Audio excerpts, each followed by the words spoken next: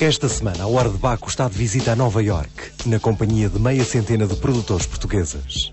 Em Favaios, abrimos a porta de uma casa que não produz vinho, mas onde o vinho é rei. E com o chefe luso-americano Jorge Mendes, vamos conhecer os sabores do restaurante nova-iorquino Aldeia.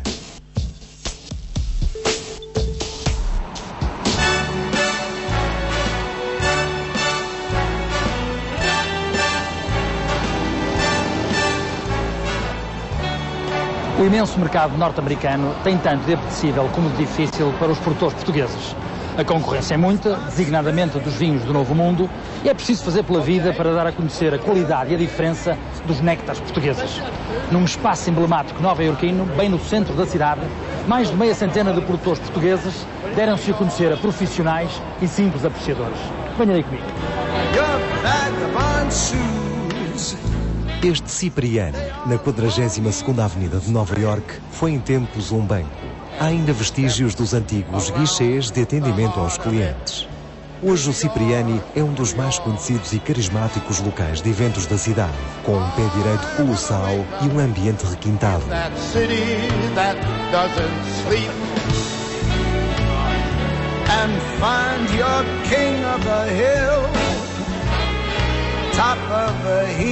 Foi aqui que aconteceu no passado dia 1 de abril a grande mostra anual de vinhos portugueses, organizada pela Vini Portugal. 55 produtores, 450 vinhos e várias centenas de visitantes, entre os quais muitos profissionais. O mercado dos Estados Unidos é o maior do mundo e tem-se revelado nos últimos anos uma aposta segura.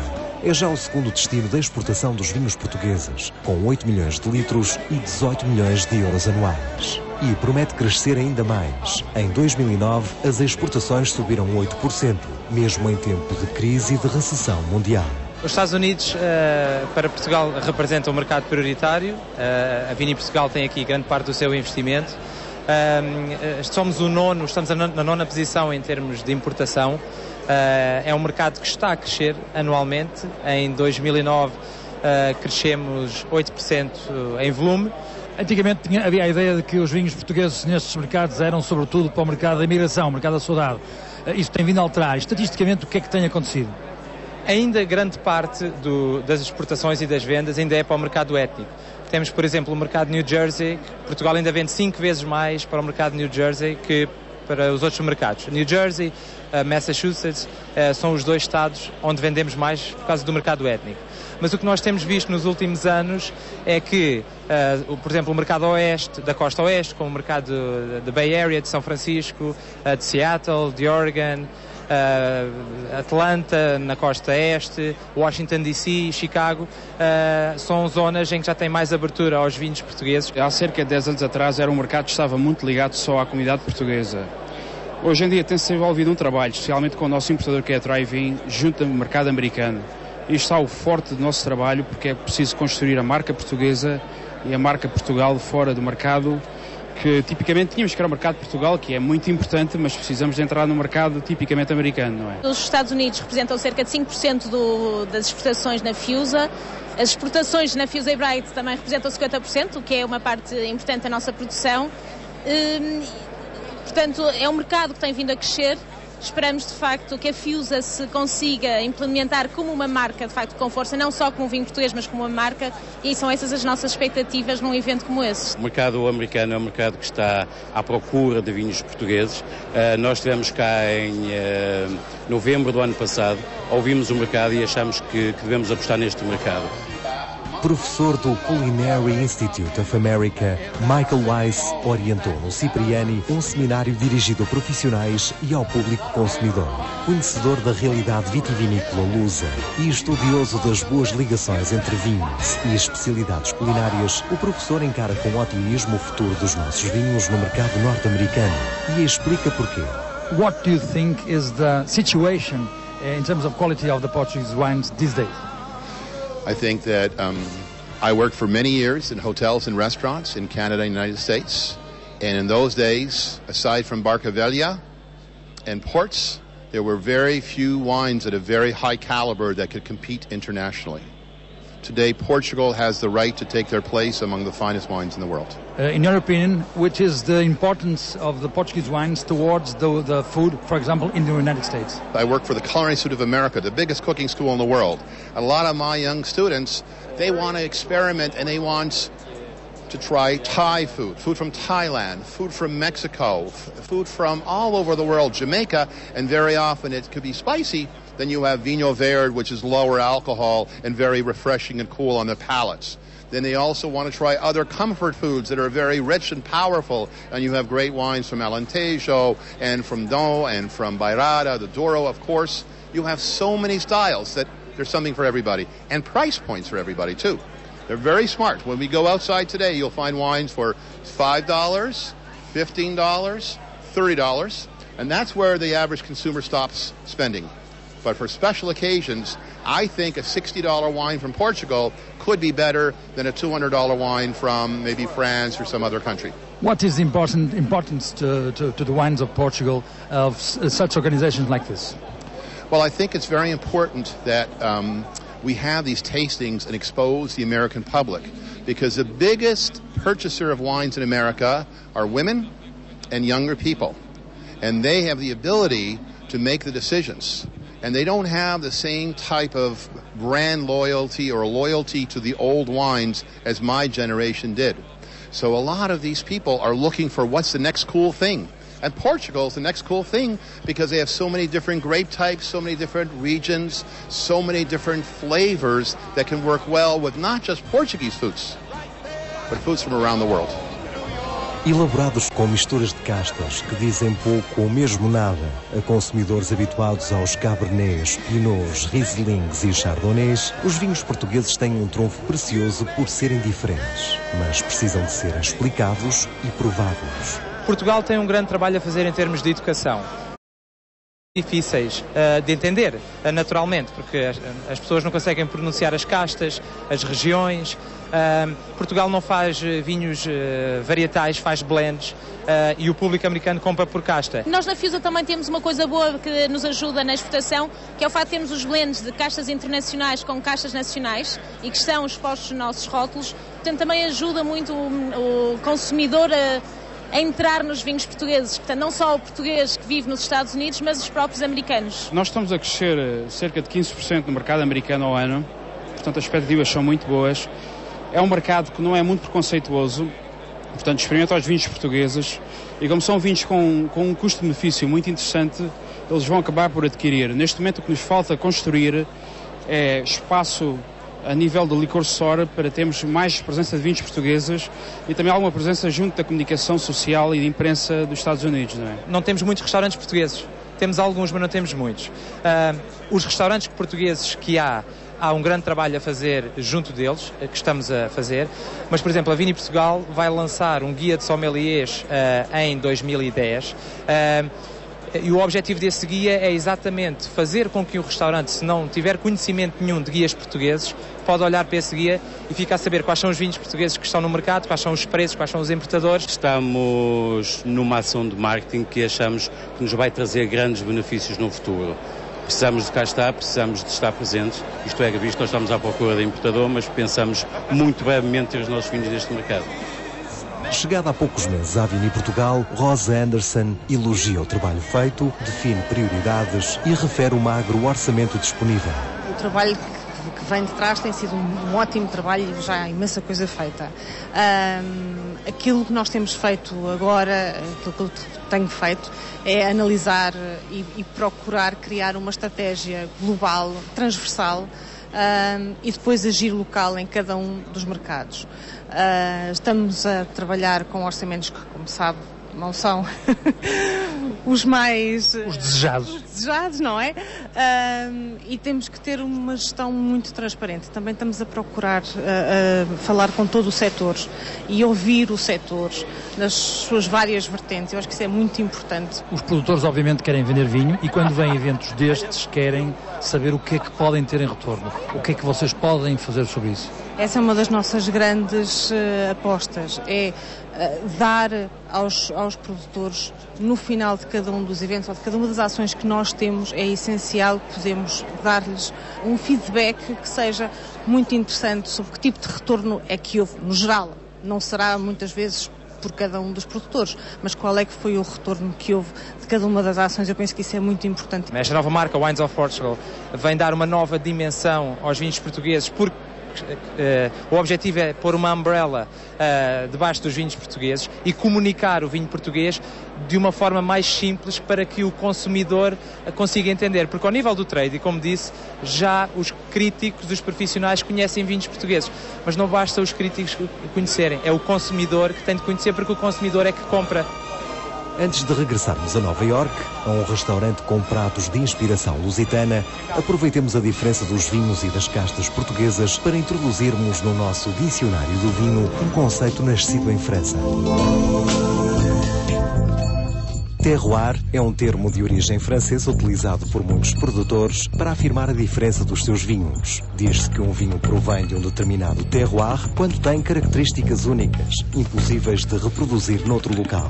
O terroir define-se pelo tipo de solo e de microclima, pelas castas utilizadas e pelo método de condução da vinha e ainda por fatores ligados ao gosto, ao saber, à tradição e ao estilo de um determinado produtor.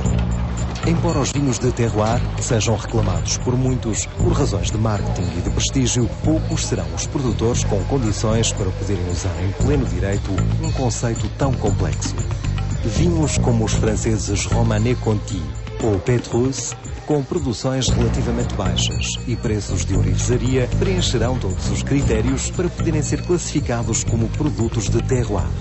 Em Portugal, há quem admita que o Noval Nacional, um vinho do Porto produzido no Pinhão, numa vinha velha com 2,5 hectares, é um dos poucos que encaixa no conceito de vinho de terroir.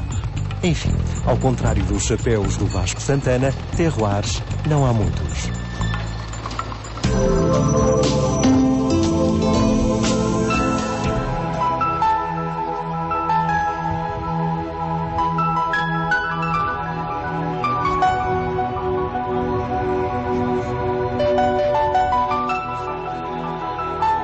Estamos a cerca de 600 metros de altitude, no Planalto de Favaios, em plena região vitivinícola de Oriense. Nesta enoteca, na Quinta da Avessada, o negócio não é a produção de vinho. Com portas abertas desde fevereiro de 2008, é um espaço de promoção do Douro, dos seus néctares e da sua história. A estrutura tem uma localização privilegiada. Fica no centro de uma região onde reina a casta Moscatel Galego, variedade de uva com que se elaboram os moscatéis fortificados do Douro. Este armazém, que foi o primeiro armazém a vinificar moscatéis até, no centro da região demarcada, a 600 metros de altura, naquele que é um planalto, é o maior planalto da região, é muito diferente do local. Exatamente, Favaios, Alijó, do município de Alijó. Nós estamos no centro destes 1000 hectares. A enoteca funciona num armazém de vinhos centenário, adaptado com a ajuda de fundos europeus, num investimento que rondou 1,5 milhão de euros. Continua a ser um espaço de guarda de vinhos, continua a ser um espaço de apreciação dos vinhos. O que nós aqui temos é um conjunto de produtores engarrafadores, são 25 neste momento, 280 produtos expostos no espaço, em que o visitante, o turista, pode entrar em contacto com todos estes vinhos, pode comprá-los, pode degustá-los. A estrutura trabalha em ligação com a hotelaria de Oriense e complementa. Temos esse património único e que temos que ter a lucidez de o saber preservar. É lógico que a Touriga Nacional é realmente uma grande casta, a Touriga Franca também o é, a Tinta Roriz também o é. Os visitantes que vêm aqui são sobretudo nacionais ou estrangeiros? Não. Podemos dizer que temos 50% nacionais e outros 50% estrangeiros, principalmente o brasileiro e o americano. O projeto tem intuitos didáticos. A ideia é, quando sair daqui, saber distinguir o que é um rubi de um tawny. Dentro da categoria dos rubis, o que é um vintage ou um late bottle vintage, o LBV. Dos tawnies, o que é um blend, o que é um datado, portanto, o que é um reserva. A ideia é esta, é fazer com que o turista saia daqui um pouquinho anólogo, digamos assim. A ideia é termos de um lado o vinho a envelhecer, do outro lado o vinho pronto a ser consumido, engarrafado, rotulado. Costuma dizer-se que o segredo é alma de negócio. Na Enoteca, os segredos da produção do vinho generoso do Douro são desvendados aos visitantes. A Enoteca é uma biblioteca de vinhos e esta em particular é interativa. Portanto, queremos dar a conhecer ao visitante do Douro toda a nossa cultura, o nosso saber fazer, desvendando estes segredos que é o vinho do Porto. Afinal, quais são os segredos do vinho do Porto? A pisa tradicional a pés, o pé descalço, de forma a aquecer o vinho, é darmos vida à levedura para que esta comece a transformar o açúcar, a frutose da fruta madura, em álcool. O segundo segredo, pois ele é um vinho do Porto, mas chamamos-lhe também vinho tratado. A adição da água ardente, um sumo de uva, um sumo natural muito doce, para a fermentação, mas conserva os açúcares. E o terceiro segredo será, sem dúvida, o seu tempo de estágio, pelo menos uns 3 anos em estágio, para que este casamento entre as partículas de açúcar, da frutose e o álcool se transforme nisso que temos aqui connosco. Na Enoteca da Avessada fala-se de vinho do Porto e também de curiosidades de uma história de muitos séculos. Nós temos perto de 200 capelinhas espalhadas pelo Douro. É devido àquele mapa que o Barão de Forrester faz há 100 anos atrás, não é? E identifica estes locais de difícil navegação, os pontos onde havia muitos acidentes, onde se perdiam muitas vidas e muito vinho. Repare, quando ele mostra o mapa aos lavradores, os lavradores começaram logo a construir capelinhas na margem do Rio Douro para sinalizar estes pontos difíceis. À noite era como se fossem faróis que iluminavam esta trajetória. Então, não é que a pedra utilizada para a construção dos nossos sulcalcos dava para construir 2 muralhas da China? Isto é um dado incrível e que nós não exploramos. Continuemos com as curiosidades. Como nasce a designação vinho fino, ainda hoje usada por muitos dourienses quando falam em vinho do Porto? Pois só os finos é que podiam comprar este vinho, pois era o mais caro que havia na prateleira do mercado. Na história do Douro, Dona Antónia Adelaide Ferreira, a Ferreirinha, é uma figura incontornável. Quando vem a filoxera e arruína os nossos vinhedos, ela vai para a régua e diz: não vendam nada aos ingleses, não saiam daqui dos vossos terrenos. Pois eu, com o vinho que tenho, vou vendê-lo e vou-vos dar de comer. E manda fazer em grandes potes de ferro aquilo que nós chamamos o caldo do lavrador. Que é isto que retratamos aqui na Enoteca quando fazemos as nossas refeições vínicas. No outro espaço, aqui ao lado, aí é que temos as cadeiras e as pessoas podem apreciar o quê? O caldo do lavrador. É os potes de ferro que vêm para a mesa e as pessoas têm que servir do pote de ferro. E fazemos uma degustação de 3, 4 tipos de vinhos. Há um Museu do Douro na Régua, há, quintas que têm espaços museológicos, não é? Sim. Vocês não colidem, não são concorrentes, não fazem concorrência? Não. Qual é o vosso tipo de relacionamento com eles? De início poderia ser, e eu pensei muitas vezes nisso, quando abríssemos a casa, que iríamos ter aqui alguns atritos, ou que podíamos encarar-nos como concorrenciais. Não, pelo contrário. Trabalhamos muito bem em parceria com o Museu do Douro. Muito bem. No guia do Museu do Douro estamos lá presentes. Os guias estão aqui todos. Há um intercâmbio. Há um intercâmbio. O período do ano com mais visitantes coincide com as vindimas, desde finais de agosto até meados de setembro. Em 2009, a Enoteca foi visitada por 4.000 pessoas, que puderam optar por um dos vários programas disponíveis. Um dos mais requisitados inclui uma visita às instalações, explicação sobre os segredos do vinho do Porto e uma prova com 3 vinhos da região, o DOC Douro e os 2 vinhos fortificados da região, o Porto e o Moscatel de Favaios. Tudo por 12 euros. A Enoteca organiza também jantares vínicos e provas de vinhos com perfis variados. Durante a visita da Hora de Baco, podemos apreciar colheitas tardias de 3 enólogos: Francisco Montenegro, Tiago Alves de Sousa e Tiago Sampaio. Eu adoro estar com os clientes, adoro tirar dúvidas aos clientes. Por muito tola que seja a pergunta, eu até gosto, é sinal que estou a cativá-los. Em Favaios, o vinho não tem segredos.